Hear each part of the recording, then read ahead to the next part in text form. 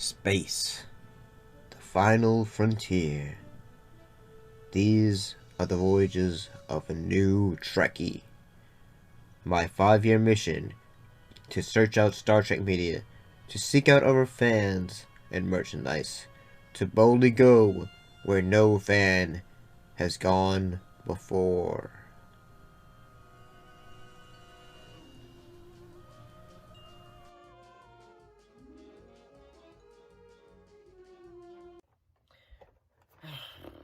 Greetings and salutations, welcome to the show. So, I recently got a new pop figure. In this case, it's Saru from Star Trek The Next Generation. From Star Trek Discovery. Looks pretty cool, doesn't he? I'm being modest. Unfortunately, this film was just... Get on with it! Yes! Get on with it!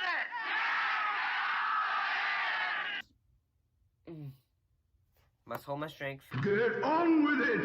Today's film was Star Trek Insurrection. Let's get right in and talk about this thing.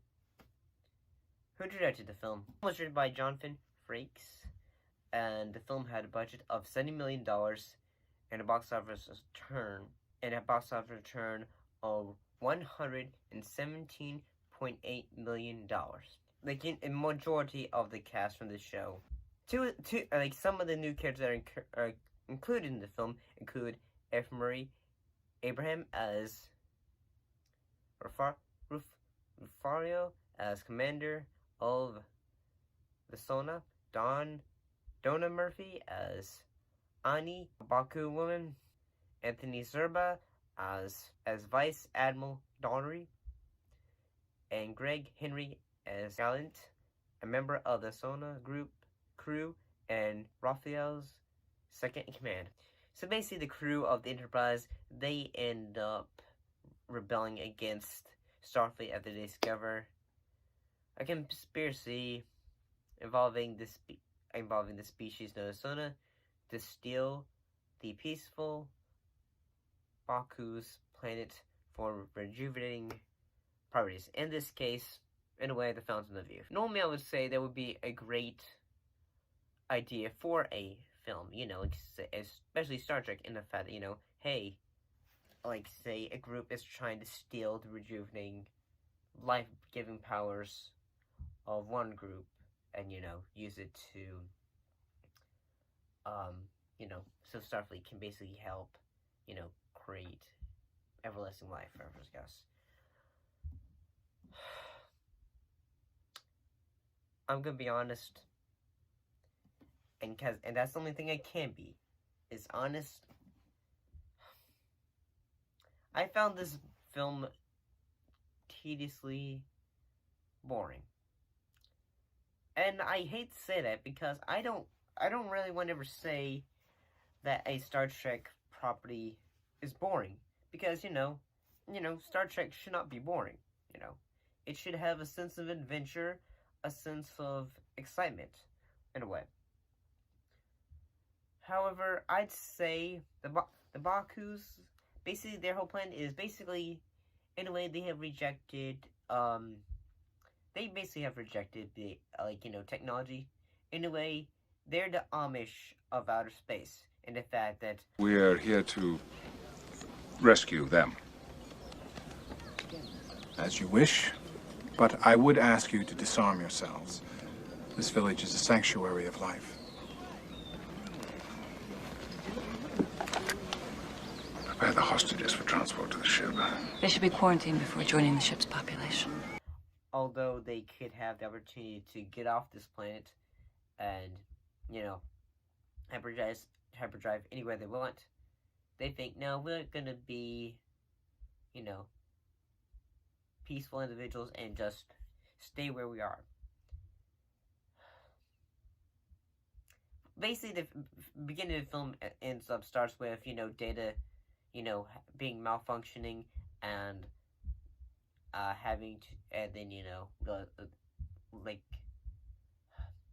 revealing himself to this group.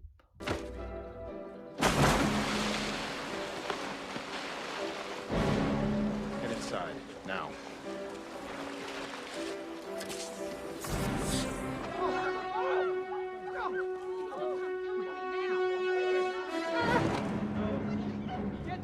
Find shelter. Everyone, get inside.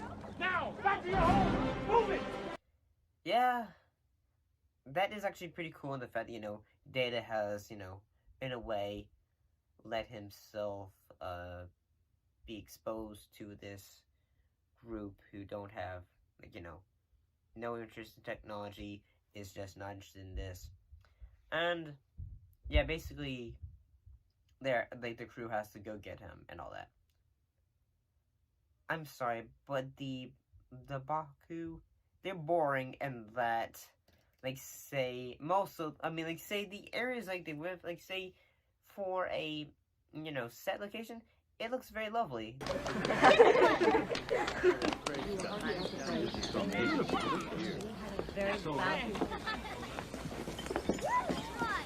And all that. And, it would nice to spend time looking at the environment and all that shots. And all the shots of that. However, it is really hard for me to say in the fact that I just found this film very dull in the fact that, it's cool, say, this duology idea of, say, technology versus, say, old-fashioned way of doing things, of just, in a way, say, roughing it in that, we're gonna do this old-fashioned way, using sticks and, or,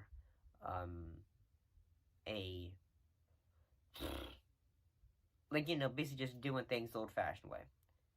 And that is kind of cool, I suppose, but there's not much really excitement going on, all that. Ideologically wise, it's an interesting concept for a Star Trek film, but at the same time, the whole gist of this episode, it feels like, say, something that would have appeared in the show on a higher budget. And I'd say the makeup for the Sona, it looks pretty cool in the fact that, their face looks like it's been pulled together, almost like that. You want to avoid unnecessary risks? Next time, leave your android home. Bridge to Adaro Alpha. We are approaching the planet. Take us into a high orbit. Lie down, Admiral. The girls will take 20 years off your face. Another time, perhaps. Your self-restraint puzzles me, Admiral. And the actors, especially Abrams, they're doing a good job. They're doing the best they can, honestly. And I gotta say that Patrick Stewart, and the fact that he has a bit of a romance in the film, say, it works, I suppose. But this film, it's not really a Star Trek film that I'd come back to. I'd say, compared to the other films, say, some of the other films can be considered slow, but they have a natural progression to say, okay, something visually exciting is going on. Say the Star Trek 4 the Journey Home, or something like that. Although it is say about trying to get whales, it's interesting in what they're trying to do. There's humor to it. The fact that okay, the crew is in a out of water scenario and all that. However, with this one, it's just say. What I'm trying to say is say, it would have been cool if there would have been more moments of say, some characters say, okay, technology is not really usable here and all that. We've say Captain Riker, Commander Riker, he ends up shaving. Yeah. Yuck! And I'm gonna probably say, in the show, I bet they probably kissed using with him when he probably still had his beard.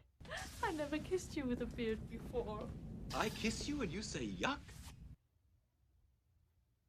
And I'm just thinking, and I bet they probably did. I probably bet they had. Well, I mean, what I'm trying to say is, Frakes directed the film. I bet he said like, hey, can we have like say. He probably had like a moment where he thought like, okay, oh shoot, I've shaved, and okay guys, can we write that in like for some reason like why I shave to make it, you know, sense of consistency. I'm gonna be honest that the whole villains, his whole death sequence. Visually, it's interesting, but at the same time, I'm gonna be honest, as, like, compared to the death sequences of other villains, like, from the Star Trek films, it's not like, say, yes! Like, visually, I'd suppose, or say, any other kind of, there's not really much satisfaction in that.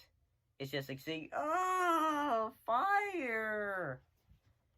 It's not like, say, the villain is given much of a satisfying death sequence. And, like, it's not like, say, Abrams, he did the best he could. Everything we saw was an illusion. Raw for authorization Delta 2-1. Override all interlink commands to Injector Assembly 1. Unable to comply. Injector Assembly 1 has been deactivated.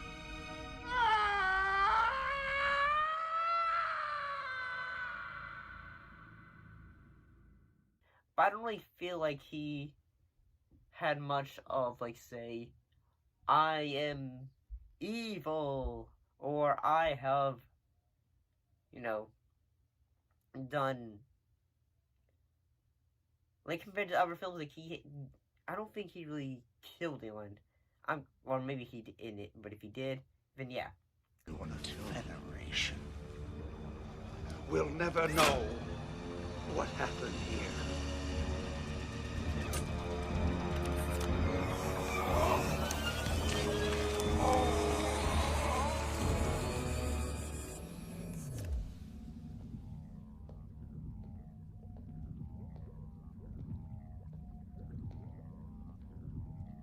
But maybe it's because of that, like, I'm going to sacrifice everyone on this planet if I don't get what I want, sort of ideal.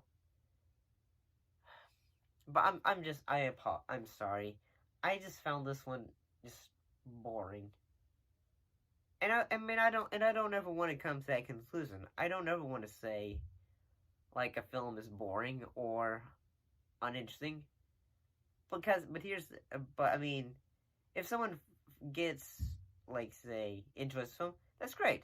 I'm glad that they were able to get some entertainment out of it. I mean, visually, the film is really nice to look at. Sometimes there can be gags that work, like, say, Data. For the past films, he's been trying to act more like a human. Whereas this, or like, say, it's just like, say, oh, we forgot about that plot, an idea.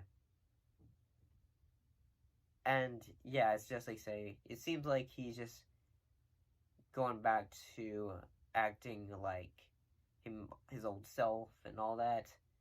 So there's that whole subplot of him trying to be human is just thrown away. And, okay, now I would like to know what it would be like if I could have been a child and, you know, all that. So, what do you guys think? What do you guys think of Insurrection? Put your thoughts in comments down below. Let me know. And as always, thank you for watching, and I'll most definitely see you guys next time. See you later.